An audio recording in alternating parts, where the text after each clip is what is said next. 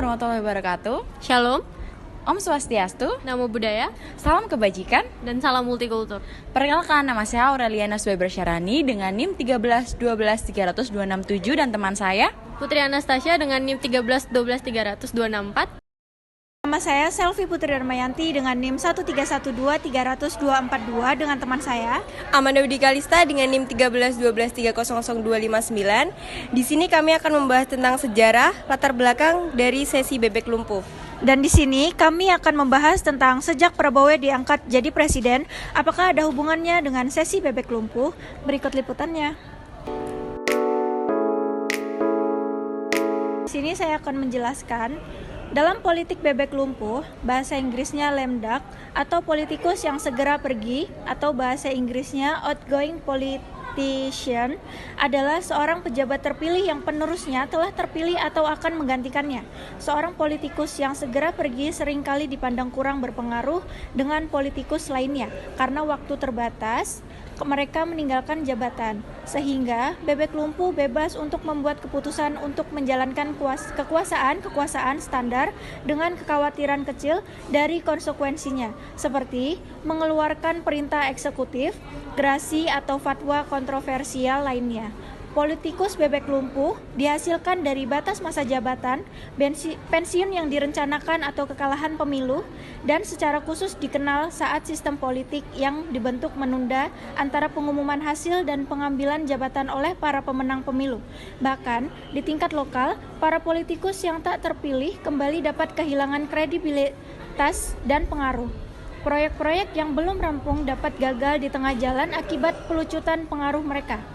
Di Amerika Serikat sendiri, masa bebek lumpuh seorang presiden dimulai sekitar 2 bulan sebelum pelantikan presiden terpilih, biasanya November setelah pemilu dilaksanakan sehingga hari pelantikan tanggal 20 Januari dan berakhir saat presiden penerusnya telah dilantik.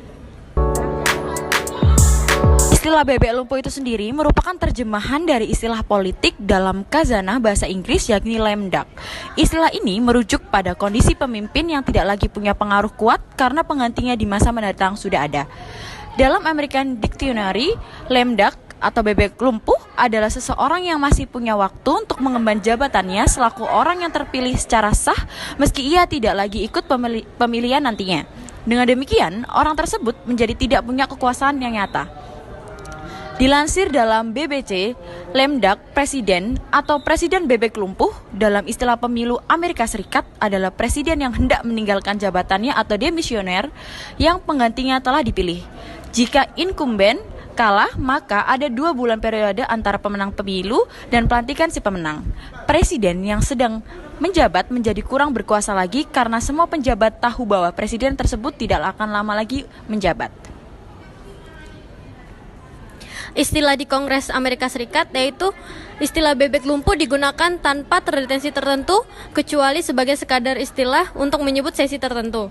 Dikutip dari situs resmi Senat Amerika Serikat, dan istilah sesi bebek lumpuh yang dipakai sejak 1940 sampai sekarang. Sesi bebek lumpuh adalah sesi ketika Kongres Amerika Serikat berjalan setelah pemilihan November dan sebelum dimulainya Kongres baru.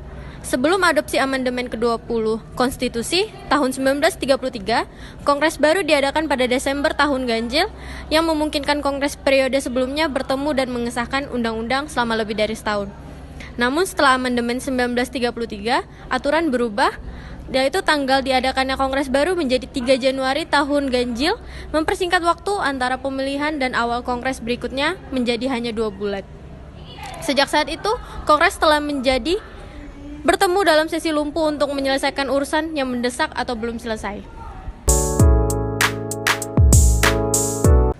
Sesi bebek lumpuh adalah sebuah acara yang diadakan pada tanggal 21 April 2014, di mana Prabowo Subianto, seorang jenderal militer Indonesia dan tokoh politik, diangkat sebagai presiden dari Partai Politik Gerakan Indonesia Raya atau Gerindra.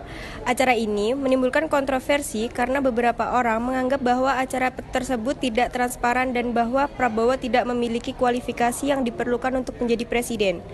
Prabowo kemudian menjadi kandidat presiden dalam pemilihan presiden Indonesia pada tahun 2014, tetapi ia tidak memenangkan pemilihan tersebut.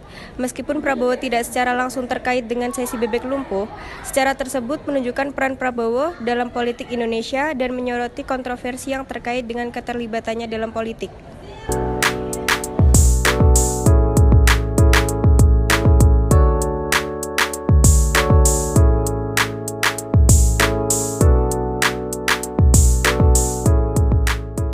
Sekian pembahasan dari kami mengenai sesi bebek lumpuh.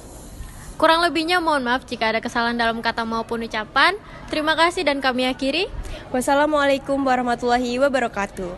Terima kasih.